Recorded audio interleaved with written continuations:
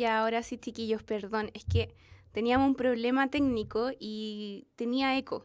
Entonces, por eso ustedes me escuchaban bien, pero yo me escuchaba muy mal. Entonces, escuchar con eco no es bacán. Así que perdonen por la hora. La clase es cortita y no vamos a hacer recreo. Porque, bueno, primero porque empezamos un poco tarde y para que terminemos luego porque la clase es cortita. Creo que hoy día juega Chile. No sé a qué hora juega Chile, pero entre antes terminemos mejor. Ya, chiquillos, la clase de hoy es sobre responsabilidades ciudadanas. Vamos a ver tanto responsabilidades jurídicas como tributarias, como también vamos a ver una vez más, vamos a repasar una serie de problemas que vive la sociedad actual, pero de una manera bastante concisa porque son, si se fijan después cuando veamos esa parte de la clase, vamos a ver problemas que ya hemos visto repetidas veces. Entonces, volver a ahondar en lo mismo es un poco repetitivo, así es que la clase de hoy día es cortita. ¿Ahora me ven bien y me escuchan bien? Sí, ¿cierto? No, ahora volvimos. Ya no estamos caídos. Sí, sí me ven bien. Ya, chiquillos, como es tradición, vamos a repasar una serie de preguntas sobre la clase anterior. Rapidito, son preguntas fáciles, cortas. Y la idea más que nada es que recordemos un poco lo que vimos en la clase anterior. Así que pregunta 1. ¿Cuáles de las siguientes alternativas representan algunas de las formas de obtener la nacionalidad? 1. Haber nacido en el territorio de Chile. 2. Haber cumplido la mayoría de edad. Y 3. Haber nacido en el extranjero y ser hijo de padre o madre chilenos. ¿Cuál creen que es la alternativa correcta? Lean bien. Dice, ¿cuáles de las siguientes alternativas representan algunas de las formas de obtener la nacionalidad? Lean bien. Sí, efectivamente, la respuesta correcta es la D. Era una pregunta muy tramposa y en el fondo tenían que leer bien y diferenciar cuál era la diferencia que vimos en la clase anterior entre nacionalidad y ciudadanía. Entonces, para obtener la nacionalidad sí se requiere haber nacido en el territorio de Chile o haber nacido en el extranjero, pero ser hijo de padre o madre chileno. Y la alternativa 2 es falsa porque en el fondo es una trampilla, porque haber cumplido la mayoría de edad es requisito para obtener la ciudadanía, no la nacionalidad. Así es que la alternativa correcta era la D. Pregunta 2. ¿Cuáles de las siguientes alternativas representan los derechos ciudadanos que otorga la condición de ciudadanía? 1. Postular a cargos de elección popular. 2. El derecho a sufragio. Y 3. El poder optar a una serie de cargos políticos o afiliarse a la militancia de un partido.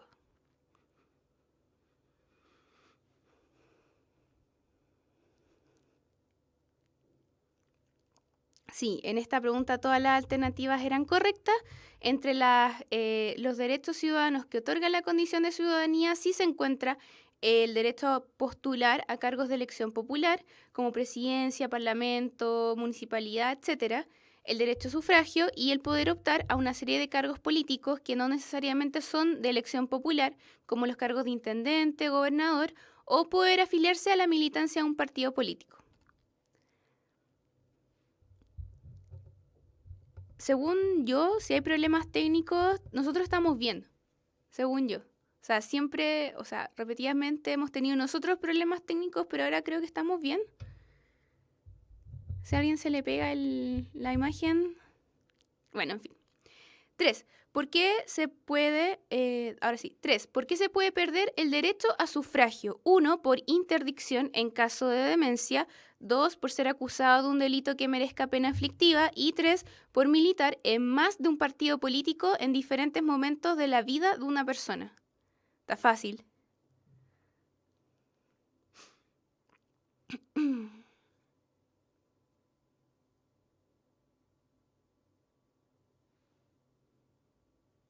La D, sí, la D es la correcta. Las alternativas 1 y 2 son verdaderas por interdicción en caso de demencia o por ser acusado de un delito que merezca pena aflictiva, que son mayores a 3 años y un día de prisión.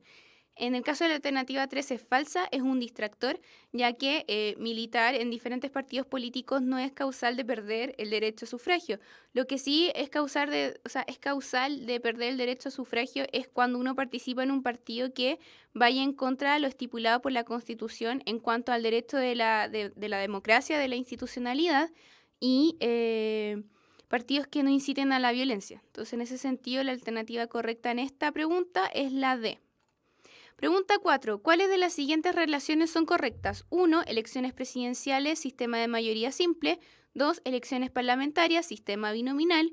Y 3. Elecciones municipales, sistema de mayoría absoluta.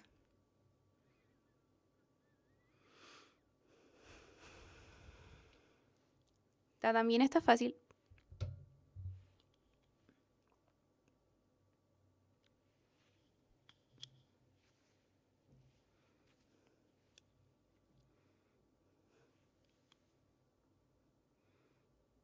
No creen nada. No está tan difícil.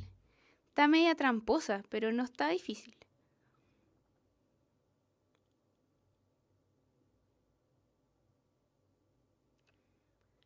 Ya, no lo había considerado eso. Lo vimos la clase pasada. Mi error. Pero pensando en las últimas elecciones parlamentarias, se me había olvidado que el sistema binominal se había derogado. Gracias en el chat por el recordatorio. Pero en caso de que no se hubiera derogado hace muy poco, que de verdad no me acordaba, la alternativa correcta sería la B, elecciones parlamentarias, sistema binominal. Pero como me recuerdan, el sistema se derogó. Pero viendo las demás alternativas, están súper tramposas. Es una cuestión de si saben o no saben. Porque para las elecciones presidenciales es un sistema de mayoría absoluta y para las elecciones municipales es un sistema de mayoría simple. Está al revés. Ya, entre las alternativas 1 y 3 están al revés. Para las elecciones presidenciales es un sistema de mayoría absoluta en el cual el candidato que triunfa debe tener un 50% más 1 de aprobación. Eso se conoce como mayoría absoluta, es decir, que no exista ninguna otra posibilidad de que el resto de los candidatos tengan la mayoría. Y al caso contrario, las elecciones municipales sería un sistema de mayoría simple en el cual de todos los candidatos gana el que tiene una mayor cantidad de votos, independiente de la cantidad de votos de más que tenga. Puede ser 1% de diferencia entre el que tuvo más votos y el siguiente. No necesariamente tiene que tener la mitad más 1 de aprobación.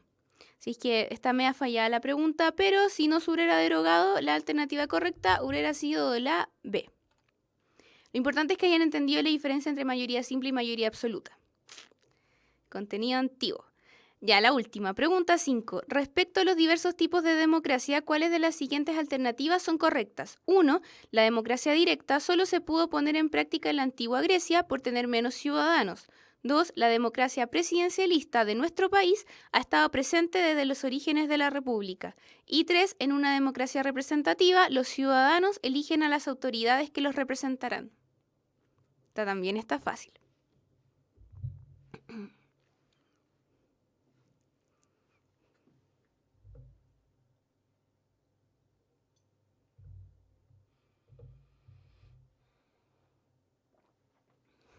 Volví.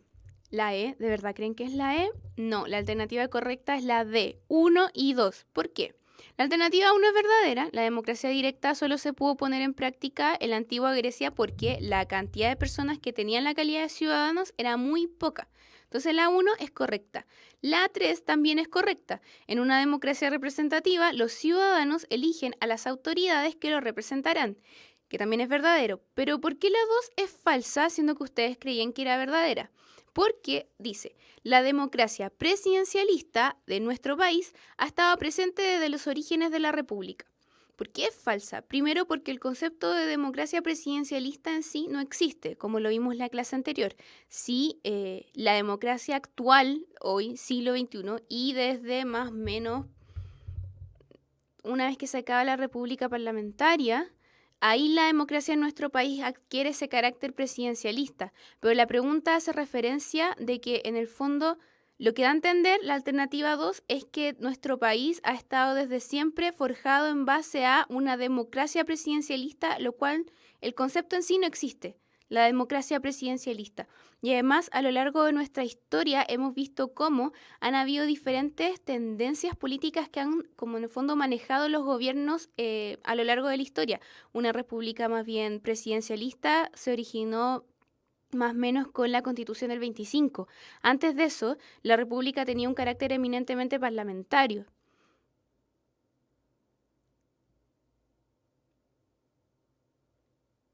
¿Por qué creen que está mala la D? Ya, sí, está mal escrita. Debería decir 1 y 3. Perdón. Sí, eso sí, está mala la D en cuanto que debería ser 1 y 3, ¿ya? Pero las alternativas correctas son la 1 y la 3. Y me interesa que hayan entendido por qué la 2 es incorrecta.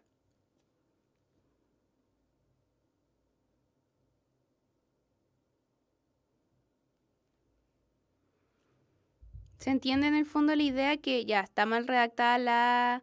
Sí, suele pasar. Pero la idea es que entiendan por qué la 2 es incorrecta y como lo vimos en la clase anterior, la 1 y D son verdaderas. ¿Ya?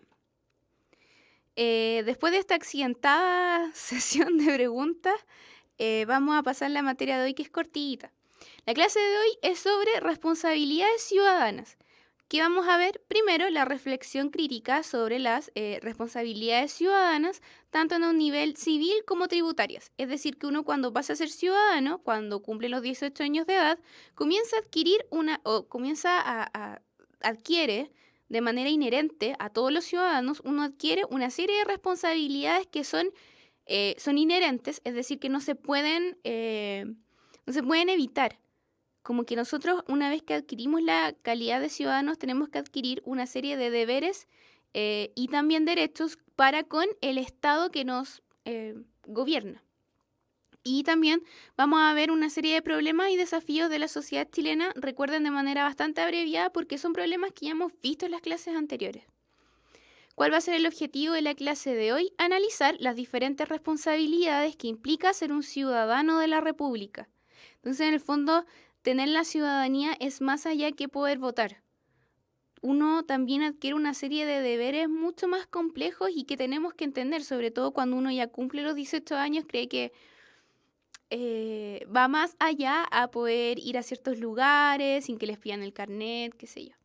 Tiene una connotación también mucho más seria y uno adquiere una serie de responsabilidades que quizá uno no se dé cuenta, pero al día a día uno tiene que, en el fondo, que cumplirlas. Y sobre todo después cuando uno ya está más grande, sobre todo en las obligaciones tributarias, ahí uno sí que se da cuenta de que uno como persona, como ciudadano, tiene que cumplir una serie de derechos que son inevitables.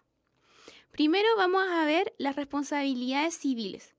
Como ustedes saben, en el fondo la ley nos comanda la vida de todas las personas y nosotros de manera como casi inconscientemente, día a día, somos sujetos que estamos regidos por la ley y la cumplimos de una manera tal que en el fondo va en la conciencia de que sabemos que hay cosas que sí podemos hacer, como por ejemplo, no sé, nuestras actividades cotidianas, pero sabemos que hay cosas que no podemos hacer, que en el fondo existe algo más allá, una entidad más grande que nosotros, que es la ley, que nos castiga si realizamos ciertos actos, como por ejemplo robar, matar a alguien. Uno no lo hace. No solamente porque sea moralmente incorrecto, sino que también porque hay una ley que es como una institución mucho más grande que uno solo que prohíbe esos actos. Según los antiguos romanos, existen 3 grandes principios jurídicos que nos regulan la vida de todos nosotros y que en el fondo las leyes se basan en estos principios jurídicos. Primero, vivir honestamente, es decir, no andar robando, no andar delinquiendo, no andar, no sé, pegándole a mi vecino, qué sé yo. El segundo principio hace referencia a dar a cada uno lo suyo, es decir, cumplir con mis obligaciones tributarias, que ya lo vamos a ver más adelante. Y tercero, no dañar al otro, no dañar a mi vecino, a la persona que anda, no sé, en la micro, en el metro, no dañar a los demás. Y en el fondo las leyes se arman, se constituyen en base a que la gente siga estos principios. No sé si me entienden. Si se va entendiendo la idea, están calladitos en el chat. Estas premisas que les acabo de mencionar resumen el concepto de responsabilidad civil. ¿Qué es la responsabilidad? Fácil, como sale en la presentación, por responsabilidad se entiende la capacidad que existe en todas las personas activas de derecho, como somos todos los ciudadanos, de reconocer y aceptar las consecuencias de los actos que realizamos libremente. Es decir, nadie nos está constantemente diciendo, no puedes robar, no puedes robar. No, es como una cuestión inherente. Nadie me lo dice a cada rato. No es que uno se despierte en la mañana y salga una voz omnipotente que me diga, oye, no puedes robar, no puedes robar. No es que nadie me lo recuerde. Yo opto por ir día a día por la vida y no robar. Es una decisión libre. ¿Por qué? Porque yo adquiero esta responsabilidad civil de que voy a andar por la vida sin robar. Y en caso de que yo no cumpla lo que señala la ley, yo responsablemente sé y acepto las consecuencias de no respetar las leyes. ¿Me entienden? Las leyes básicamente lo que hacen es obligar a restituir los daños causados a otras personas o a otros bienes públicos. Es decir, que según la ley, si yo robo un auto, no sé, yo robo un auto, ¿cuál va a ser mi responsabilidad civil? O más allá de mi responsabilidad jurídica, una vez que me encuentran, descubren que soy yo y me enjuician. Yo no puedo devolver el auto que robé, o sea, debería. Pero además voy a cumplir con una pena de cárcel que está estipulada en la ley, porque todos somos sujetos de ley y todos tenemos la conciencia de que si rompemos la ley, vamos a tener que pagar de algún modo u otro por el daño que hicimos. Por ejemplo, si yo choco un auto, voy manejando y choco un auto, yo, o sea, como se debería hacer, yo fui la culpable, por ejemplo. Yo choco este auto y ¿qué hago? Asumo mi responsabilidad de que choqué este auto, de que soy yo la culpable y no la otra persona. ¿Y qué hago? Me comprometo a compartir los gastos de reparación de ese auto. Ese es un ejemplo de responsabilidad civil. ¿Me entienden? En el fondo, el concepto de responsabilidad, ahora sí como sale en la presentación, es responder por el daño que yo causé a otras personas. Y esta obligación surge del derecho, en el fondo. Y lo que buscan las leyes es sancionar cada vez que alguien rompe o va en contra de lo estipulado por la ley. El daño que uno pueda causar a una persona, por ejemplo, o a un, no sé, o a un bien público, se puede causar por dos diferentes orígenes. Está el daño por acción y el daño por omisión. El daño por acción se trata de un acto, ya sea intencional o no, en el cual al momento de cometer el acto yo daño a otra persona. Por ejemplo, un acto intencional. Yo voy y rayo la moneda. No sé, hago un grafiti en la moneda. Ese es un daño por acción intencional. Yo tuve la intención de ir y rayar la moneda. La moneda me refiero al edificio de la moneda. Ahora, ¿qué daño se puede hacer por acción inconsciente? Por ejemplo, alguien que esté enfermo, que no esté mentalmente apto y le pega a su cuidador, está haciendo un daño por acción, pero es inconsciente, porque mentalmente no tiene la capacidad de racionar y darse cuenta de lo que está haciendo, en el fondo le está produciendo un daño al otro. Entonces, ahí, en ese caso sí también sería un daño por acción, pero más bien inconsciente. ¿Me entienden? Que el daño por acción puede ser consciente e inconsciente. Y también está el daño por omisión. ¿Qué es la omisión? Es incumplir un deber. Sí, o sea, me preguntan en el chat, claro, una persona con demencia. Da lo mismo el contexto, pero una persona con demencia que le pega a su cuidador está produciendo un daño por acción, está afectando a la otra persona, pero lo está haciendo inconscientemente. Entonces el daño por omisión se produce cuando uno no hace un deber, cuando uno no hace algo. Por ejemplo, si yo veo a una persona en la calle grave, enferma, no sé, que le está pasando algo y no la ayudo y después esa persona se muere, yo que tuve la oportunidad de ayudar y no lo hice, ya estoy haciendo un daño por omisión. ¿Se entiende? Me preguntan en el chat, las responsabilidades tributarias las vamos a ver después, aunque yo siento que con el daño por omisión se refiere más a un tipo de daño más de no cumplir la ley, de afectar al otro. Y cuando yo no pago mis impuestos, en el fondo, ¿a quién afecto? Al Estado, ya. Pero no estoy afectando directamente a una persona. ¿Se entendió lo que era el daño por omisión?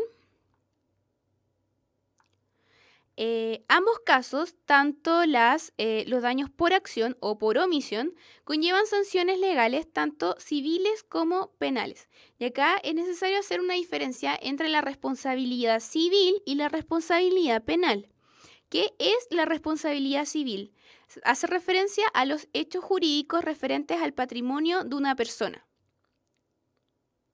Por ejemplo, si yo tengo un problema con la herencia de una casa y hay varias gente que se está peleando por recibir esa casa, eso ya sería un problema del ámbito civil. Es decir, tengo mi casa, pero hay muchos herederos y no estamos peleando. ¿Han visto la jueza? Siempre salen casos de gente que se pelea por herencia. Ese es un ejemplo de un problema que incumbe a la responsabilidad civil.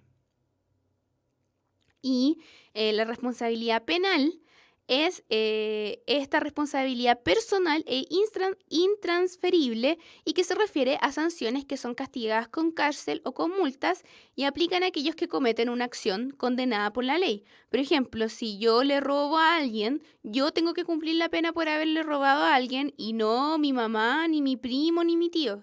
Es intransferible, es mi responsabilidad. Ahí está la diferencia entre sanciones o responsabilidades civiles y penales. Preguntan, ¿te pueden acusar por daño por omisión? Sí, obvio que sí. O sea, uno ve las noticias, porque ahora las noticias es solo delincuencia, lamentablemente. Uno termina con depresión viendo las noticias.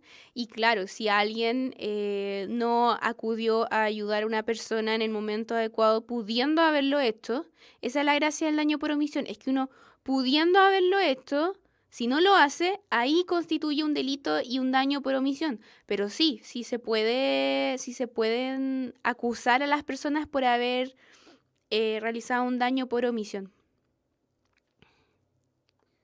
Ya, pero me entendieron la diferencia entre las responsabilidades civiles, que hacen referencia a problemas jurídicos en cuanto al patrimonio, y responsabilidades penales, en las cuales se refieren a penas de cárcel de personas que cometieron un delito y lo tienen que, en el fondo, pagar. La responsabilidad en sí, el concepto de responsabilidad tiene un sentido positivo y un sentido negativo. En el sentido positivo, la responsabilidad implica la acción de responder por el daño causado. Lo que yo les decía antes, si yo voy manejando súper mal y choco a alguien, la responsabilidad en el sentido positivo es decir, ok, yo choqué a esta persona, fue mi culpa, yo ayudo con los gastos para reparar el auto, en el fondo reparar el daño que yo causé. Esa es la acepción positiva del concepto de responsabilidad. La acepción negativa hace referencia a abstenerse de realizar acciones que resulten en un daño para otras personas. En ese sentido, el caso más normal que cumplimos nosotros día a día es el de responsabilidad negativa. Es decir, acuérdense que el concepto de responsabilidad hace referencia a responder por el daño causado a otros, pero la acepción negativa del concepto de responsabilidad es no hacer nada que cause el daño a otros. ¿Me entienden? Cumplir las leyes, no andar robando, no andar delinquiendo, no andar chocando, no andar, etc. Esa es la acepción negativa, que en el fondo es cumplir las leyes y las normas que se establecen en el ordenamiento jurídico. En este sentido, no todas las leyes son iguales. Hay leyes que mandan, hay leyes que prohíben y hay leyes que permiten. ¿Qué es lo que no entienden? El concepto de responsabilidad, como el sentido positivo y negativo, ¿eso es lo que no quedó muy claro?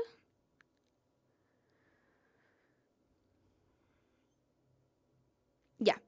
La responsabilidad como concepto, ¿qué es? Responder por el daño causado a otras personas. Y en este sentido, como sale en la presentación, hay un sentido positivo de la responsabilidad y un sentido negativo. ¿El sentido positivo cuál es? Si la responsabilidad implica que uno responde por el daño causado a otras personas, el aspecto positivo de la responsabilidad va a ser, en el fondo, hacerme cargo del daño que yo le causé a otra persona. Por ejemplo, si yo toco un auto, ¿cuál va a ser en el fondo el sentido positivo? Que yo sé mi responsabilidad, digo, fue mi culpa haber chocado este auto, por ende cumplo con mi derecho de o sea, con mi deber de responderle a la otra persona y ayudo a reparar el auto. ¿Me entienden? Cuando es el sentido positivo se refiere a que uno responde por el daño que le causó a otras personas. Claro, como enmendar. Porque, insisto, es volver una y otra vez al concepto de responsabilidad, es responder por el daño que yo causé, el daño que yo cometí. Entonces, el sentido positivo es hacer eso, es responder por el daño que yo causé. ¿Cuál es el aspecto negativo? No hacer ninguna acción que dañe a otros. ¿Me entienden ahora? Como el aspecto positivo es enmendar el daño que yo cometí. El aspecto negativo es no cometer ningún daño.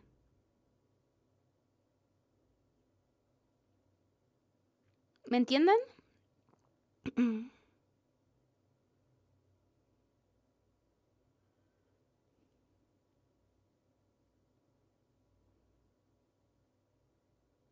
Claro, como dicen en el chat, diciéndolo coloquialmente, el aspecto negativo es ser bueno. Está muy bien dicho.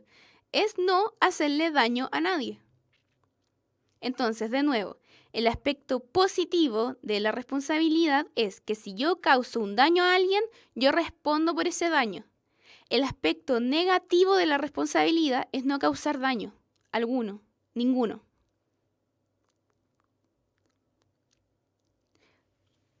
Es que en el fondo no es contradictorio, porque en el fondo es el sentido negativo de la responsabilidad. Yo no tengo, en el fondo se niega la responsabilidad porque yo no he hecho nada malo que requiera mi responsabilidad. Sí, eso es como que se entiende todo al revés, en parte. En el fondo, el sentido negativo es que yo no he hecho nada malo, por eso es negativo. Yo no tengo por qué responder por el daño causado a otros si yo no he causado daño a nadie. ¿Se entiende mejor así? Por eso es el sentido negativo.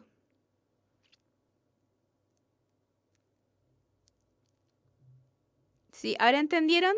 Sí, es como es cuando hacen exámenes o exámenes de embarazo y sale positivo, negativo o de cáncer. Claro. En el fondo el aspecto negativo es que yo no he hecho nada malo, por ende no necesito ser responsable por nada, porque no he hecho nada. Ya se entendió.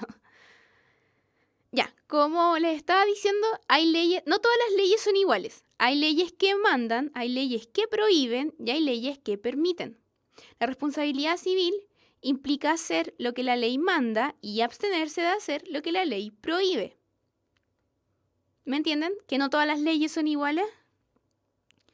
La idea es que en el fondo las personas puedan decidir libremente si siguen o no las leyes. Hay cosas que uno las hace inconscientemente. Como que uno inconscientemente, por motivos morales, éticos, no va pegándole a las personas, no va chocando con las personas, no va robándole a las personas. Es por una cuestión casi lógica.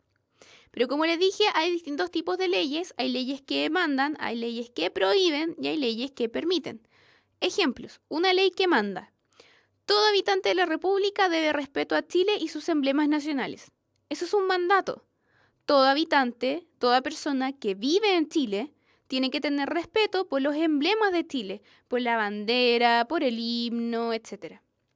Esa es una ley que manda. Yo como habitante tengo que respetar estos emblemas nacionales. Hay otras leyes que prohíben. Ejemplo, todos los grupos intermedios que hagan mal uso de la autonomía que les reconoce la Constitución serán sancionados. Por ejemplo, como lo vimos en la clase anterior, si yo milito en un partido político que incita a la violencia como lucha política, ya estoy incurriendo en un acto que se prohíbe de acuerdo a las leyes, porque está prohibido que los partidos políticos inciten a la violencia como método político. ¿Se entiende? Entonces, una ley prohíbe que existan y militen personas en partidos políticos que inciten a la violencia. Ahí hay una ley que prohíbe. Y hay otra ley que permite. Por ejemplo, se permite el consumo de tabaco, excepto en lugares cerrados abiertos al público. Yo puedo fumar, sí, puedo fumar, pero no puedo fumar en un lugar cerrado público, por ejemplo, en un restaurante cerrado. puedo fumar afuera del restaurante, pero puedo fumar. ¿Se entiende? Entonces ahí, como sale en el cuadro, hay leyes que mandan, leyes que prohíben y leyes que permiten. Entonces uno como ciudadano tiene que obedecer estas leyes, hacer lo que mandan las leyes, por ejemplo, respetar los emblemas patrios, no hacer lo que prohíben las leyes, por ejemplo, no militar en un partido que incita a la violencia y hacer lo que la ley me deja hacer. Puedo fumar. No puedo fumar en un lugar cerrado, pero puedo fumar. ¿Me entienden? ¿Todo claro con esta materia? Sí, o sea, los que quieren estudiar derecho deben estar felices.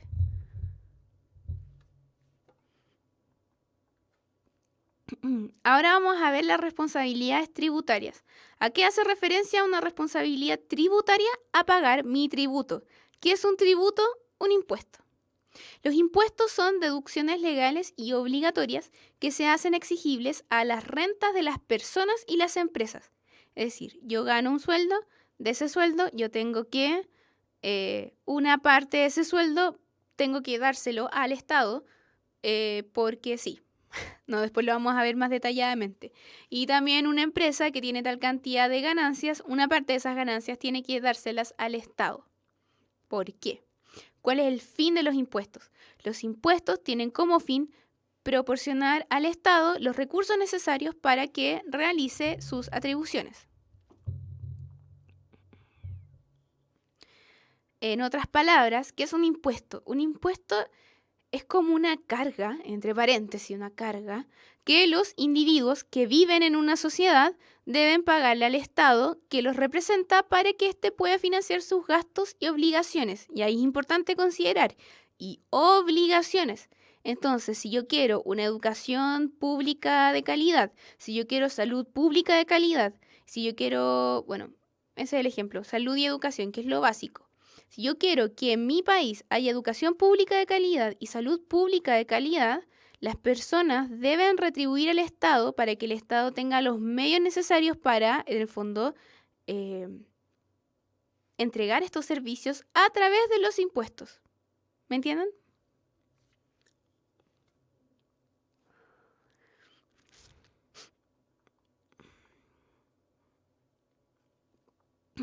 En nuestro país existen dos tipos de impuestos, los impuestos directos y los impuestos indirectos. ¿Cuáles son los impuestos directos? Los que se exigen de manera directa sobre los ingresos de empresas o personas. Es lo que se conoce en la actualidad como el impuesto a la renta. Cuando uno, lamentablemente, tiene que hacer boletas debido a los servicios que uno presta a una empresa, no me acuerdo cómo se llama, el Servicio de Impuestos Internos, le quita a uno el 10% del sueldo que uno recibe. Y en el fondo ese es el impuesto que uno paga por, en el fondo, que le paga al Estado de la parte de dinero que uno gana. Y también las empresas tienen que otorgarle un porcentaje de sus ganancias al Estado. Bueno, en el caso del impuesto a la renta en nuestro país, la renta es todo beneficio, utilidades o incremento del patrimonio que reciban las personas naturales o las empresas. Entonces, en el fondo, el impuesto a la renta es el impuesto a los sueldos que ganan los trabajadores o el impuesto a las ganancias que pueda tener una empresa. Ese es un impuesto directo que yo directamente como persona, el Estado saca de mi sueldo de manera directa un porcentaje. Lo que sí yo nunca he entendido, y soy súper franca con ustedes, y si ustedes saben, sería bacán. No entiendo por qué a uno le sacan el 10% del sueldo y después te lo devuelven. De verdad yo nunca he entendido eso. O sea, no entiendo por qué lo devuelven. Si alguien en el chat sabe, sería genial, porque es algo que yo siempre me he preguntado y nunca he entendido. ¿Por qué si uno le exigen tributos o impuestos, después te los devuelven? No entiendo por qué. Bueno, y como les dije, habían dos tipos de impuestos. Impuestos directos, que son eso, el impuesto a la renta, el impuesto a la plata que uno gana o que una empresa gana, y los impuestos indirectos. ¿Cuáles son los impuestos indirectos? Son aquellos que gravan o le implican un impuesto al consumo de las personas.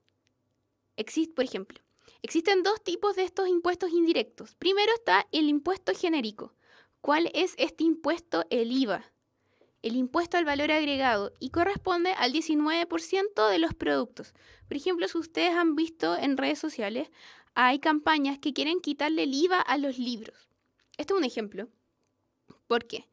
Porque si yo compro un libro que me cuesta 10.000 pesos, seamos realistas, en Chile los libros son muy caros. Me compro un libro y el libro cuesta 10.000 pesos. De esos 10.000 pesos, el 19% de esa plata se va directamente al Estado porque es solamente impuesto. ¿Me entienden? Y los libros, en el ejemplo que estamos viendo de los libros son... O sea, si queremos tener mejor educación en este país, hay que partir por leer más. ¿Me entienden? Es como un elemento problemático. Entonces, al momento en que yo compro un libro, el 19% de ese valor es para el Estado. Entonces, eso es el impuesto genérico, que todas las cosas que uno compra tienen un impuesto y que ese impuesto se va directamente al Estado. ¿Me entienden? En todo lo que uno compra. Por eso está estas partes como la SOFRI, que son zonas libres de impuestos, y por eso las cosas son más baratas. Y también están los impuestos especiales, los cuales son un gravamen al consumo de determinados bienes, como por ejemplo la benzina. La benzina, cuando alguien compra benzina, le pone benzina al auto, es más que el 19%, creo que es más del 19% de IVA, porque es un impuesto especial. Parece que ese impuesto nació después del... Creo, no estoy 100% segura, pero creo que ese impuesto adicional a la benzina se originó después del terremoto del 85. Si alguien pudiera confirmar la información sería bacán, pero yo estoy casi segura. La cosa es que pasó algo, un evento extraordinario, y decidieron aumentarle el impuesto a las bencinas. Se supone que iba a ser solo para la reconstrucción, pero este impuesto dura hasta el día de hoy. Y es un impuesto especial o específico porque solo el consumo de benzina, y debe ser superior al IVA, que es como el impuesto base a todos los productos que se transan. Otro impuesto como específico y que está en el fondo pensado para la calidad de vida de las personas es el impuesto a los cigarros y al alcohol, cigarrillos y al alcohol, que obviamente son productos que implican a largo o corto plazo un daño para la salud de las personas, y subiéndole los impuestos y haciéndolos más caros los hacen menos accesibles para la gente. Entonces esos son otros tipos de impuestos especiales. Entonces vemos que productos como la benzina, los cigarros, el alcohol, al momento en que uno los consume, te exigen una mayor cantidad de impuestos, por ende los productos son más caros por una serie de razones, ya sean razones especiales, como por ejemplo el impuesto a la benzina, que perdura hasta el día de hoy, no entiendo por qué, o razones más bien de salud pública, como aumentarle los impuestos al alcohol y a los cigarrillos que en el fondo dañan a la salud de las personas.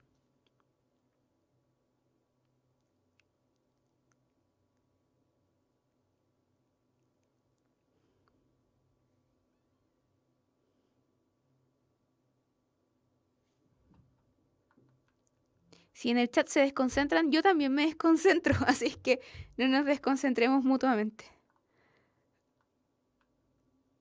¿Cuál es el fin? Como lo vimos, retomando la idea de los impuestos, es proporcionarle al Estado los recursos necesarios que necesita para el ejercicio de sus atribuciones, ya sea para en el fondo financiar los diversos gastos en los que incurre el Estado, ya sea en labores administrativas, en inversiones sociales, labores administrativas como por ejemplo la señalética pública, los semáforos, etcétera. También gastos en infraestructura, ya eso ahí sí entraría como la señalética pública, los semáforos, en labores de administración también, cómo se financian los ministerios, etcétera. Y también en la prestación de servicios que hace el Estado, como por ejemplo la salud y la educación, como lo vimos anteriormente. Los impuestos se establecen de acuerdo a una serie de criterios. Hay una serie de criterios que determinan quiénes pagan los impuestos y cuántos impuestos deben pagar. Hay tres principios. Hay dos principios. Primero está el principio del mayor beneficio. ¿En qué consiste este principio? En que los individuos pagan sus impuestos en función de los beneficios que le reportan los servicios sociales o públicos. Y bajo este principio del mayor beneficio, se acepta que quienes obtengan más beneficios de los servicios públicos sean los que paguen una mayor cantidad de impuestos. Ahora, considerando este principio de mayor beneficio, ¿ustedes creen que en nuestro país, en nuestra realidad actual, se aplica este principio? ¿Que las personas que se ven más beneficiadas por los servicios públicos pagan más impuestos? ¿Qué creen ustedes?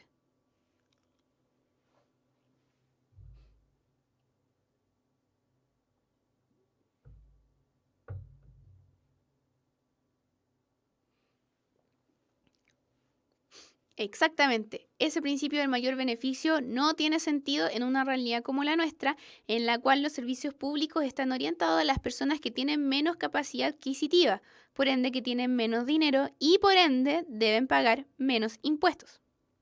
Muy bien. El segundo principio, que este es el principio que sí se aplica en nuestro país, es el principio de la capacidad de pago. En este principio se establece que los impuestos deben organizarse de acuerdo a la capacidad de cada ciudadano de soportar esta carga impositiva. Es decir, que aquellas personas con una mayor cantidad de ingresos pagan una mayor cantidad de impuestos y aquellos con una menor capacidad de sueldo pagan una menor cantidad de impuestos. ¿Se entiende? ¿Se entendió?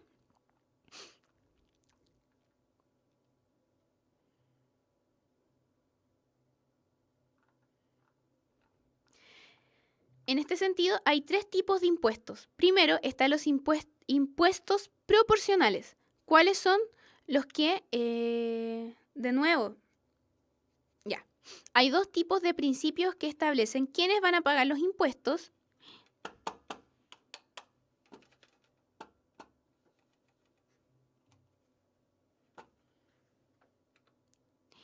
El mouse, ay sí. Ya, de nuevo. Hay dos principios para establecer quiénes pagan los impuestos y cuántos impuestos van a pagar. Debería haberlo escrito acá. Está primero el principio de mayor beneficio. ¿En qué consiste este principio? Que las personas que se ven beneficiadas con una mayor cantidad de servicios públicos pagan una mayor cantidad de impuestos. Es decir, que si yo fui a un colegio público y me atiendo en un consultorio público, debo pagar más impuestos que las personas que fueron a colegio privado y iban a clínicas privadas. Ahora, ¿por qué ese principio no se aplica en nuestro país? Porque los servicios públicos están precisamente destinados para quienes tienen una menor cantidad de capacidad adquisitiva, para las personas más pobres, que por ende pueden pagar una menor cantidad de impuestos que las personas con más dinero. ¿Se entiende?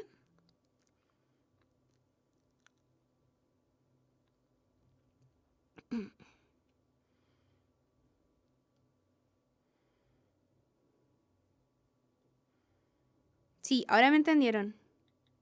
Entonces, el principio de mayor beneficio es que tienen que pagar más impuestos quienes se ven mayormente beneficiados por los servicios públicos, que en nuestro país pasa al revés.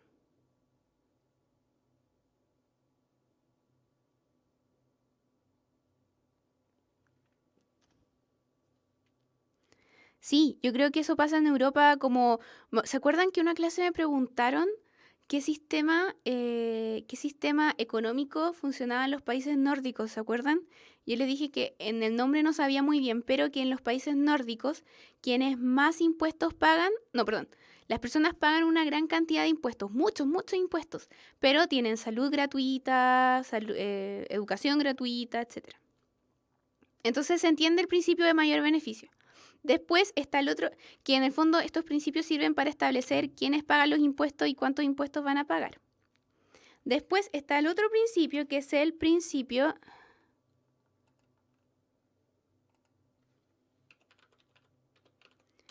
de la capacidad de pago.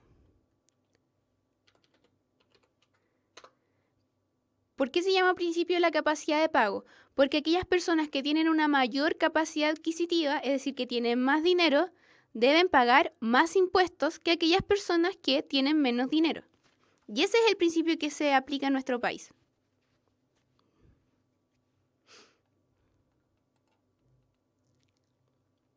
¿Se entiende lo de los principios de la capacidad de pago y de mayor beneficio? En el fondo su nombre lo dice.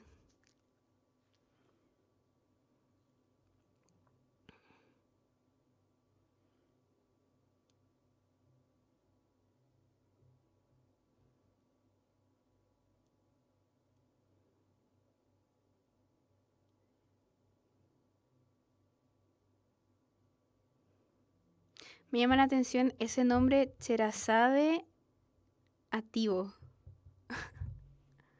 Me desconcentra ese nombre. Ya.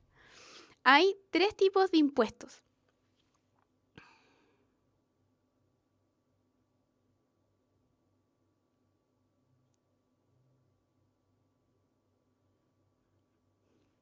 No entiendo a qué se refiere con Sherazade Ativo.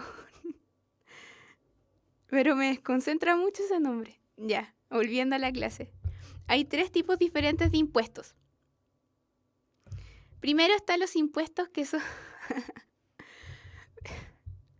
Primero están los impuestos que son proporcionales. Es decir, que todos los contribuyentes pagan una misma tasa de impuestos independiente de sus ingresos. Por ejemplo, el impuesto a la renta es así. Cuando uno hace boleta, la boleta te descuentan el 10%, independiente si uno ganó 10 pesos, 20 pesos, 30 pesos, 100.000 pesos, 1.000.000 de pesos, da lo mismo la cantidad. Siempre te van a descontar el 10%. Entonces, ese es un impuesto proporcional, que independiente del valor, uno proporcionalmente siempre paga el mismo porcentaje. ¿Se entiende? Debería haberlo escrito. Entonces hay 3 tipos de impuestos. Está el proporcional. Ese es el proporcional, ¿ya? Que independiente de la cantidad de renta, el Estado siempre te va a descontar el 10%. Están los impuestos progresivos, que en este tipo de impuestos, los contribuyentes que reciben una alta cantidad de ingresos deben pagar una proporción mayor de impuestos que los contribuyentes que tengan una menor cantidad de ingresos.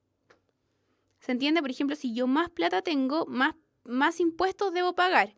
Y si menos dinero tengo, menos impuestos pago. Y por último, están los impuestos regresivos, que se postula una relación inversamente proporcional al nivel de ingresos. Es decir, que aquellos que tienen una alta tasa de ingresos pagan una menor cantidad de impuestos y aquellos que tienen una menor cantidad de ingresos pagan una mayor cantidad de ingresos. Entonces, como al revés.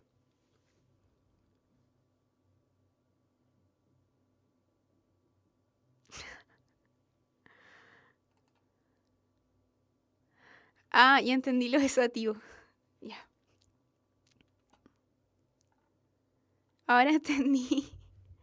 Ya, se entiende que hay 3 tipos de impuestos, ¿cierto? Me tiene muy desconcentrada ustedes en el chat. Seguimos con el modo de fin de semana largo.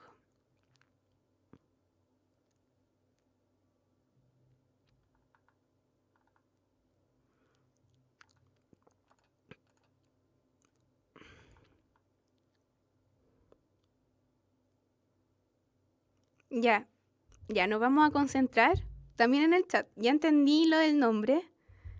Fue culpa mía, yo los distraje. Pero es que de verdad me desconcentraba ese nombre. Pero ahora vamos a concentrarnos, ¿ya? En el chat también. Ya, chiquillos, concentrémonos. Entonces, vamos a ver una serie de, como les dije, esa fue la primera parte de la clase, las responsabilidades civiles y las responsabilidades tributarias, que espero me hayan entendido. ¿Ya? Ahora, el regresivo es como el impuesto al revés, que las personas que más ingresos tienen pagan menos impuestos y aquellas personas que tienen una menor cantidad de impuestos pagan más impuestos. Es como un impuesto al revés. Ya, chiquillo, espero que les haya quedado eso bien claro, lo de las responsabilidades civiles, que hace referencia como las responsabilidades jurídicas, no cometer delitos, la pena ante el cometer un delito, etc. Y están las responsabilidades tributarias, que hacen referencia a todo lo que es los impuestos, quiénes pagan los impuestos, cuántos impuestos pagan, si un producto que yo compro tiene impuestos, etc. la diferencia entre los impuestos a los productos, etc. Así que espero haya quedado claro. Recuerden que si tienen una duda, al tiro al chat, ¿ya? Y ahora, a modo de repaso, en cierto modo, porque si ven las temáticas que salen en la presentación, son temas que ya hemos visto en clases diferentes, pero ya las hemos visto, como por ejemplo la pobreza y la desigualdad, el desarrollo sustentable. Son temas que no nos suenan del todo ajenos porque de cierto modo ya lo hemos visto y que ahora vamos a repasar. Bueno, en la actualidad existen una serie de problemas y desafíos que afectan a la sociedad chilena actual y su solución depende de la participación de todos los ciudadanos. A lo largo del tiempo y de acuerdo a los diferentes problemas, han existido diversos proyectos para solucionar estos problemas, ya sea desde las instituciones, como el Estado, o desde los privados o acción de la sociedad civil. Pero lo importante es reconocer que estas problemáticas todavía constituyen una tarea pendiente para nuestra realidad social en la actualidad. Primero, la transparencia y la probidad, que ha estado en boga en el último tiempo, y esa imagen la encontré súper buena, porque sale en el papel, hace referencia a todos los problemas que han existido en cuanto a estos problemas legales en el cual están involucradas figuras políticas importantes, como por ejemplo Penta, Soquimich o Cabal. Y ha estado muy en boga este tema de la transparencia y la probidad. De hecho, hace poco la presidenta instauró una comisión, la comisión Angel, que se supone que la idea de esta comisión es mejorar estas medidas que hacen referencia a la transparencia y la probidad en el ejercicio de la política, en el fondo en el ejercicio del poder. ¿Qué es la transparencia? La transparencia es simplemente decir la verdad sobre un hecho ocurrido en un momento y lugar determinado. Ahora, ¿cómo se aplica este concepto de transparencia a las instituciones públicas? Este concepto se aplica porque la transparencia en las instituciones públicas implica el deber del Estado de informar o poner en conocimiento público de todos los ciudadanos que estén interesados, obviamente, la información sobre la gestión de un servicio público.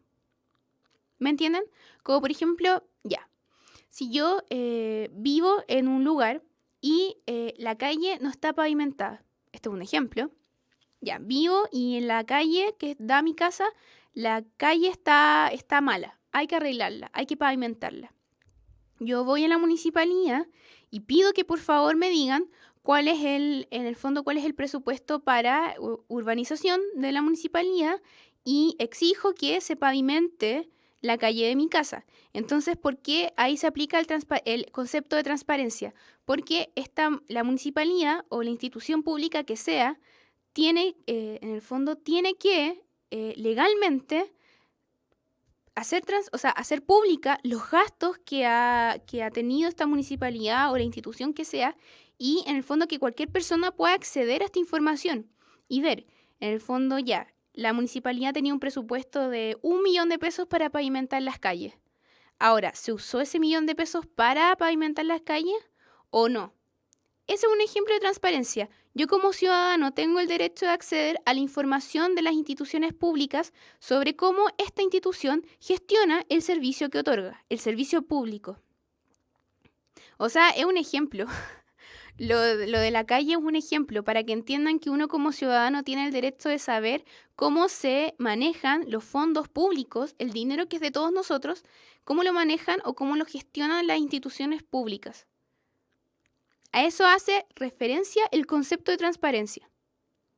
Y la idea es que los ciudadanos puedan consultar esta información, analizarla y en caso de advertir una irregularidad, usarla como mecanismo de sanción. Por ejemplo, no sé, el ministerio de lo que sea, de educación, tenía que destinar tal cantidad de dinero en imprimir libros de texto. ¿Qué pasa si no se utilizó todo ese dinero en imprimir libros de texto? ¿Dónde se fueron esos fondos? En el fondo es como derecho de todas las personas a acceder a esta información que es pública y en caso de que exista una irregularidad, hacer la luz de alerta, decir, oye, acá estas autoridades no están destinando todos los recursos al bien que deberían hacer. ¿Me entienden? A eso hace referencia el concepto de transparencia.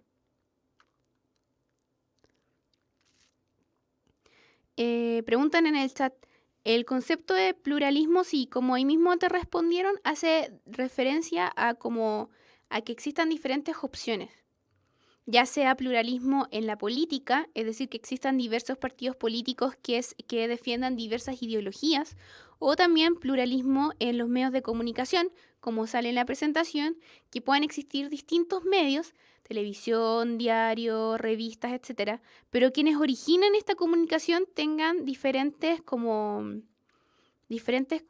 puntos de vista o enfoques a la información. Por ejemplo, un ejemplo, lo más básico que pueda haber en los diarios. Hay diarios que tienen cierta tendencia política y esta se refleja. Como por ejemplo, el Mercurio desde muchísimo tiempo atrás siempre se ha caracterizado por tener un punto de vista más bien conservador y asociado a la derecha y a las élites. Por otro lado, voy a hacerlo más histórico. En la década de los 70 existió un diario que se llamaba El Clarín, para que apliquemos un poco de historia. En la década de los 70 existía este diario que se llamaba El Clarín, que tenía una marcada tendencia izquierdista al momento de entregar la información. ¿Qué pasa? En la década de los 70, por ejemplo, el Mercurio y el Clarín podían cubrir un mismo hecho periodístico. Por ejemplo, no sé, las elecciones de Allende. Estoy ejemplificando. Pero el punto de vista con el cual entregue la información va a ser distinto. ¿Se entiende? Porque por un lado, el Mercurio, que era mucho más conservador y mucho más cercano a la derecha, va a cubrir la información, va a decir sí, Allende salió electo presidente, pero lo va a hacer con una carga inevitablemente más bien negativa. En cambio, el diario El Clarín, que era de la misma tendencia política que el presidente electo, también va a cubrir la misma noticia. Salió electo Allende presidente, pero lo va a hacer con un enfoque más bien positivo de este hecho. ¿Se entiende? Eso hace referencia al pluralismo en los medios de comunicación, que en diferentes medios de comunicación también se reflejan diferentes puntos de vista frente a un acontecimiento. ¿Se entiende? Pero aquí nos fuimos, ¿ven? Me desconcentré. Ya, eso hacía referencia a los medios de comunicación, pero todavía estamos viendo la transparencia. Entonces vimos primero el concepto de transparencia, que les quedó claro. En el fondo es que las instituciones públicas deban hacer pública la información respecto a su gestión. ¿Qué es la probidad? Que es un concepto que se ha escuchado bastante últimamente. La probidad implica que las actuaciones de los funcionarios públicos, ya sea presidente, ya sea senador, ya sea diputado, alcalde, concejal, lo que sea, la actuación de todos los funcionarios públicos debe adecuarse a los límites, requisitos y deberes que establecen las leyes. Es decir, que si la ley prohíbe no sé, recibir financiamiento de empresas para pagar las campañas políticas. Si la ley prohíbe eso, los políticos no deberían recibir dinero de las empresas para financiar sus campañas políticas. ¿Se entiende? En el fondo, actuar respecto a lo que dicta la ley. Pero además, este principio, el de la probidad, tiene un componente ético, ya que el Estado, como lo hemos visto en clases anteriores, ¿cuál es el fin del Estado? El bien común, el bien para todos sus ciudadanos. Y en este sentido, todos los funcionarios públicos, ya sean administrativos, parlamentarios, lo que sea, todos los funcionarios públicos deben actuar conforme a esta tarea, buscando el bien común de todas las personas y no el beneficio privado. ¿Me entienden? Aquí hace referencia a la probidad, a que cada funcionario público, sea cual sea, esté en la jerarquía en la que esté, desde un funcionario hasta un político con un cargo administrativo, se le otorga una responsabilidad, se le otorga también un poder político, cierta cantidad de poder político. La idea es que las personas que tienen este poder político lo asuman y trabajen en pos del bien para todas las personas y no del bien privado, no del bien personal. A eso hace referencia la probidad, a que moralmente hablando, estas personas que tienen una pequeña cuota de poder lo usan en beneficio de todos y no en beneficio personal. ¿Se entiende? Lo de la transparencia y probidad. Ya, ahora vamos ahora a ver en más detalle lo que la pregunta que me hacían en el chat del pluralismo en los medios de comunicación. ¿Se entendió lo que era pluralismo? A ver, en el chat. Probidad. Probidad, o sea, como definición de diccionario. O sea, definición de diccionario, pueden buscarlo en el diccionario. No sé la definición exacta de probidad, pero a eso hace referencia el concepto de probidad. Lo pueden buscar en Wikipedia, pero la definición de diccionario, así como exacta, no la sé. Pero cuando uno habla en probidad, en política, hace referencia a todo lo que les explique. Ahora, del pluralismo en los medios de comunicación, usé ese ejemplo de la década de los 70 para que quedara súper claro. O sea, es un tema súper trillado. A mí en lo personal es un tema que ya como que se ha tocado mucho. Pero si lo hice, el ejemplo de la elección de Allende y el Clarín y el Mercurio, era porque en esa época las diferencias eran súper, súper absolutas. Entonces es mucho más fácil de entender este concepto que hace referencia al pluralismo en los medios de comunicación. Que espero se haya entendido. Que en el fondo cada persona puede ser fuente de información, originar información, pero cada punto de vista es distinto. Preguntan en el chat, ¿de qué forma entra esto en la PSU? ¿Qué tipo de pregunta? O sea, hay diferentes tipos de preguntas, no sé si lo hemos visto juntos. Claro, la probidad como concepto puede ser la rectitud al actuar. Es un buen concepto. Por ejemplo, uno va a actuar de acuerdo a las leyes, pero en el caso de los políticos la probidad es actuar en pos del bien común y no del bien personal. Esa es como una diferencia más concisa que pueda haber.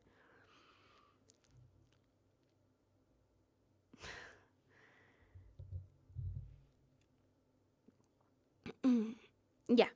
En cuanto al pluralismo en los medios de comunicación, existe en la Constitución de manera establecida el principio de la libertad de expresión, es decir, que en cada persona tiene la libertad de emitir la opinión que quiera y acceder a las fuentes de información que quiera. Esto se ve súper presente, por ejemplo, en las redes sociales. En Twitter, en Facebook, uno ahí es cuando más tiene la capacidad de transformarse en un actor que emite información o que emite una opinión. Por ejemplo, no sé, respecto a lo que quieran, van a encontrar gente dando su opinión en las redes sociales. No sé, respecto a, qué sé yo, las marchas, las represas, cualquier tema como que dé para el debate, van a encontrar que cualquier persona es libre de emitir la opinión que quiera. En Twitter, en Facebook, en el fondo como que en esas plataformas sociales somos todos iguales. Y todos tenemos la posibilidad de expresar nuestra opinión a quien quiera leerla.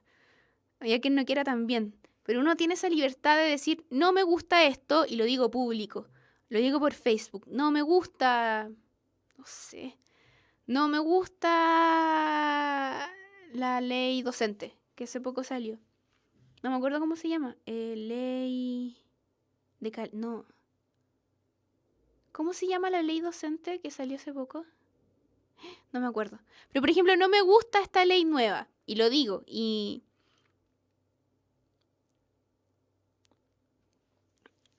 ¿Ya? ¿Se entiende? Me tienen súper distraída con el chat. ¿Se entiende? Esa es la libertad de expresión. Poder expresar lo que yo quiera expresar en la plataforma que yo quiera expresar sin una censura previa. Es decir, yo puedo expresar que me gusta algo o que no me gusta algo sin censura alguna. Carrera docente, gracias. Por ejemplo, no me gusta la nueva ley de carrera docente. Y lo digo en las partes que quiera decirlo, en Facebook, en Twitter, en mi casa, no sé, escribo una carta al diario. Tengo la libertad de expresar mi opinión en todos los medios que se me ofrecen.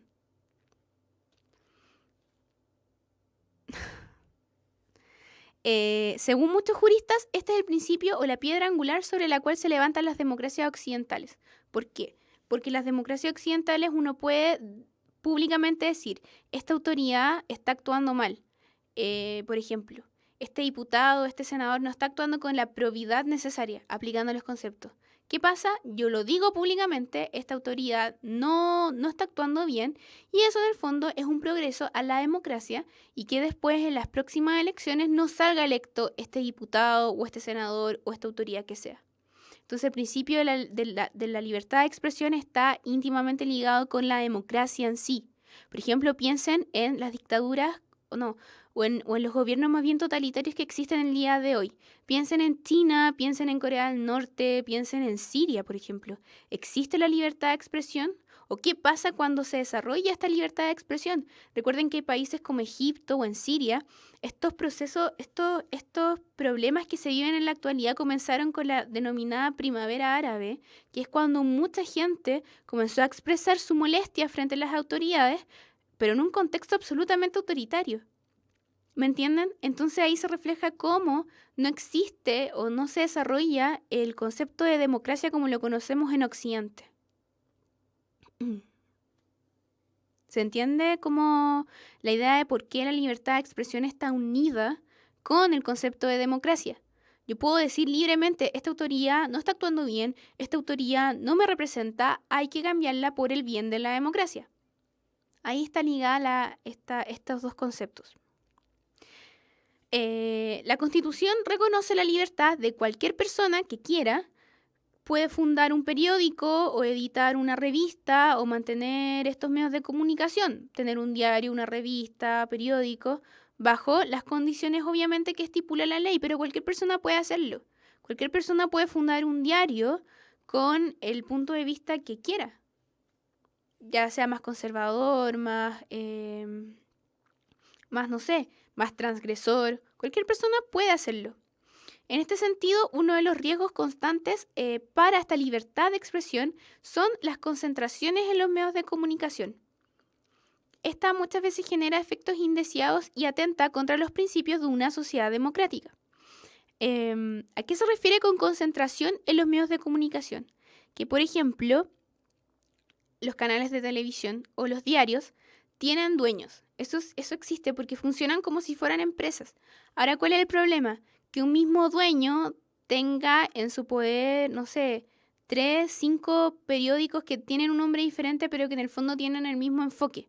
Por ejemplo, a ver, los dueños del Mercurio son los mismos dueños de las últimas noticias y de la segunda.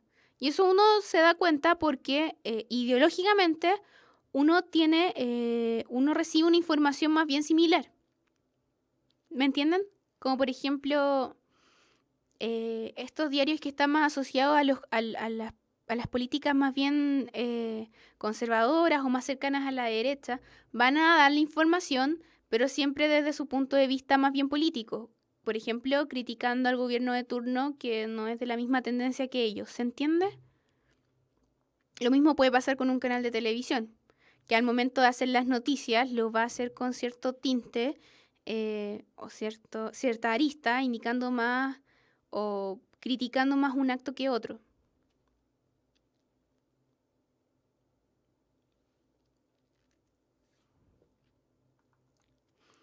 Además, lo último respecto a las comunicaciones es que existe el principio de diversidad cultural, el cual supone que las diferentes expresiones culturales que existen en nuestro país tienen derecho a promover sus fundamentos y ver protegidos sus derechos, como por ejemplo la cultura mapuche, la cultura aymara, etc., tienen constitucionalmente este principio de diversidad cultural, el cual ellos pueden defender su cultura y querer mantenerla. Ahora, un problema que hemos visto bastante veces es el problema de la superación de la pobreza y la desigualdad social. En la actualidad, todos los actores relevantes de la sociedad asumen como una realidad la existencia de altos estándares de diversidad. Recuerden que la desigualdad y... ¿Qué dije? Desigualdad social. Recuerden que los conceptos de pobreza y desigualdad hacen referencia a realidades diferentes. La pobreza, en el fondo, hace referencia a que en un país existan grandes cantidades de población que reciban una baja cantidad de recursos. En cambio, la desigualdad hace referencia a que en una sociedad, sobre todo la nuestra, en la cual la desigualdad es un problema cada vez más grave, las personas que tienen mucho dinero, tienen mucho dinero. Las personas que tienen poco dinero tienen muy poco. Entonces la desigualdad hace referencia a esta brecha que existe entre la gente con muchos bienes y la gente con pocos bienes. ¿Me entienden? A ese concepto, o sea, a esa realidad hace referencia el concepto de desigualdad, la cual ha ido aumentando en los últimos años. En este sentido, Chile, como en los números, la cantidad de pobreza ha disminuido, la cantidad de indigencia ha disminuido bastante. Sin embargo, ¿qué es lo que ha aumentado? La brecha entre la gente con más capacidad adquisitiva y la gente más pobre.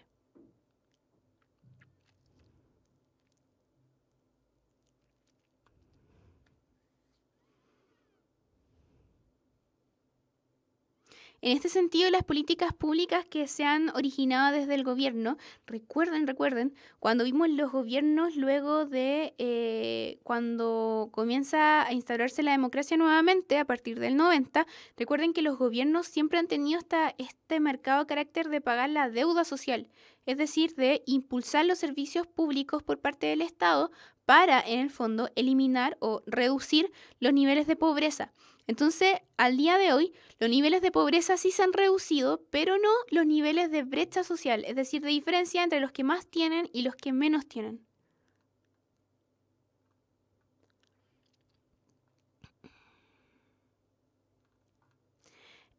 Ahora, en cuanto a los derechos de las minorías, de acuerdo a lo señalado por las Naciones Unidas, en cada nación existen minorías sobre la base de la identidad nacional, étnica, cultural, religiosa y lingüística.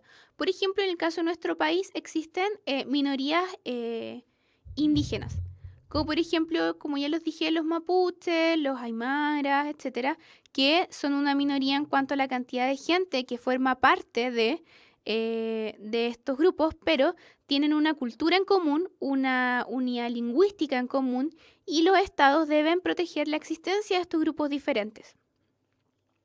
Una minoría es un grupo numéricamente inferior al resto de la población del Estado, el cual se encuentra en una posición no dominante y sus miembros, que forman parte del Estado, son ciudadanos del Estado, poseen una serie de características étnicas, religiosas o lingüísticas diferentes al resto de su población. Y además, la importancia de estas minorías es que las mismas personas que componen la minoría manifiestan un sentimiento de solidaridad para preservar su cultura. O sea, si estas personas no quisieran preservar su cultura, se disgregarían y dejarían de existir como una minoría. Pero el deseo de conservar su cultura los une y los conforma como una minoría unida en frente o en oposición a el resto de la población. ¿Se entiende lo que es una minoría? Ya, chiquillos, pónganse serios porque hoy día hubo demasiado leseo en el chat. Necesito que me digan si entendieron el concepto de minorías. ¿Sí? ¿Lo entendieron? Bien. Sí, hoy día se han portado más o menos nomás. Ya, qué bueno que se entienda. Otro problema que nos afecta y nos afecta mucho también en parte por los mensajes que nos dan los medios de comunicación, que es lo que yo les decía. Uno prende la tele y ve las noticias y es pura delincuencia todo el tiempo. Entonces también el concepto de violencia también en el fondo no es que se encuentre manipulado por los medios de comunicación, pero también influye. Por ejemplo, influye en el sentir nacional, en lo que la gente opine, el hecho de que en las noticias gran parte de sus contenidos sean delincuencia. Generan un ambiente, generan un sentimiento en la gente de temor, de inseguridad. Entonces también es súper importante aplicando las diferentes materias que hemos visto también cómo los medios de comunicación entregan la información, cuál va a ser su enfoque, su punto de vista. En cuanto a la violencia, este es un fenómeno social y cultural que se puede expresar en un sinnúmero de ámbitos. Primero está la violencia privada, la violencia intrafamiliar. Y en este caso, un concepto que ha estado en boga en los últimos 10 años, muy en boga, ha sido el concepto de femicidio, el cual es como concepto el femicidio entiende el asesinato de mujeres por el hecho de ser mujeres. Eso es lo que refleja el concepto de femicidio. Este concepto también supone una serie de prácticas o representaciones simbólicas que sostienen como la supuesta inferioridad de la mujer. Entonces también el femicidio no es solamente el homicidio a una mujer, sino que también son un conjunto de prácticas culturales que en el fondo disminuyen el rol de la mujer o del género femenino en general. Por mucho tiempo este problema se mantuvo en el ámbito de lo privado. No salía en las noticias, de hecho el concepto de femicidio es súper nuevo, pero en los últimos años se fue colocando cada vez más en la agenda pública y en la agenda de los diferentes gobiernos porque su número aumentó en un sentido casi como escandaloso y por eso comenzó a hablarse del concepto de fenocidio, que antes de 10 años raramente se utilizaba ese concepto. Entonces el hecho de que se comenzara a usar esa palabra hace referencia a una realidad, que comenzó a aumentar el número de mujeres asesinadas, lamentablemente. Entonces en el ámbito privado existe la violencia, pero esta también existe en el ámbito público. Como por ejemplo el bullying, que también es un concepto nuevo, pero que hace referencia a algo muy antiguo, que es el matonaje en el colegio, en las escuelas. El bullying también es un concepto nuevo y muy gringo, pero que hace referencia a algo que tristemente siempre ha existido, que es como el matonaje escolar. También se ve la violencia en los conflictos sociales, como por ejemplo en una marcha. Cuando va a pasar una marcha, uno sabe, lamentablemente, ojalá no pasara, pero uno sabe que va a haber violencia, tanto por los encapuchados que dañan la señalética pública, que tiran bombas Molotov, como también hay violencia por parte de las autoridades que reprimen a quienes participan de la marcha, las fuerzas, los carabineros, qué sé yo. Entonces uno sabe que va a haber violencia de los dos lados. Y también existe violencia en cuanto a la delincuencia. Cada vez más uno ve en las noticias que los asaltos, los robos son con un ingrediente de violencia cada vez más fuerte, cuando los delincuentes entran a la casa y atemorizan a las personas. Ahí también hay un ingrediente de violencia bastante fuerte.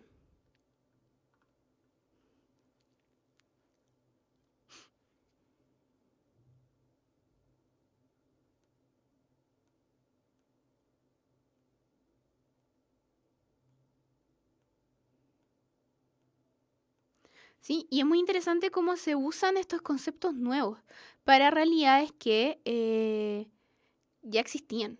Y ahí es súper interesante pensar cuál es el rol de la prensa al momento de originar estos conceptos nuevos. O también veía una entrevista el otro día que criticaban el concepto de portonazo. Es un concepto que nació desde las noticias y como que en el fondo el caldo de cultivo ha sido las mismas noticias. El concepto de portonazo no existía hace un año atrás, no sé. Y también el hecho de que la gente hable más de los portonazos, quizás también motive que existan más portonazos. ¿Me entienden? Entonces es súper interesante analizar los conceptos que se utilizan para referirse a ciertas acciones, ciertas cosas que pasan en la realidad. Entonces, ¿qué tan real es el concepto de portonazo? ¿O qué tan asertivo es al momento de reflejar una supuesta realidad? ¿Qué es supuesta realidad? Ya, chiquillos, y por último, un tema que hemos visto harto es el concepto de desarrollo sustentable, que en el fondo hace ya un par de décadas que en el mundo se ha debatido el tema de un desarrollo sustentable con el medio ambiente, y básicamente la idea es que si el planeta continúa por la misma senda que llevamos hasta el día de hoy, luego de la revolución industrial, el desarrollo no podría continuar sin hacer colapsar los recursos naturales. ¿A qué hace referencia el concepto de desarrollo sustentable? A la satisfacción de necesidades por parte de esta generación, la generación presente, pero sin comprometer la capacidad de las generaciones futuras para satisfacer sus propias necesidades. Es decir, que si hoy día nosotros necesitamos consumir agua o vegetales, la idea es que los consumamos, pero que el consumo o la satisfacción de nuestras demandas no, en el fondo, no comprometa a que las próximas generaciones no tengan agua, por ejemplo. Entonces esa es en el fondo la idea, que las autoridades han motivado el desarrollo de este desarrollo sustentable.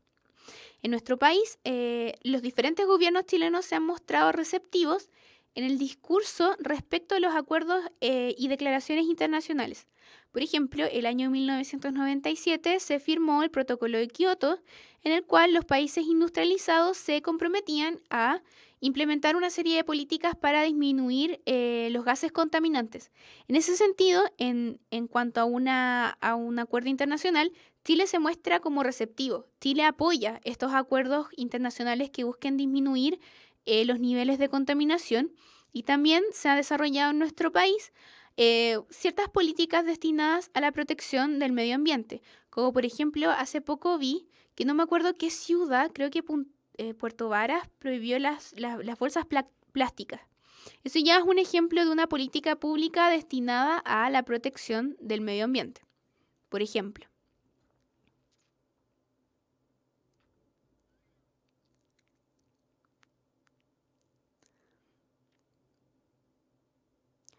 Ya, chiquillos, esa ha sido la clase de hoy. Nos quedan dos... chiquillos, les voy a decir desde el tiro lo que vamos a hacer. Nos quedan dos clases, ¿ya? La clase 29 y la clase 30. Pero si ven en su calendario, falta todavía para la PSU.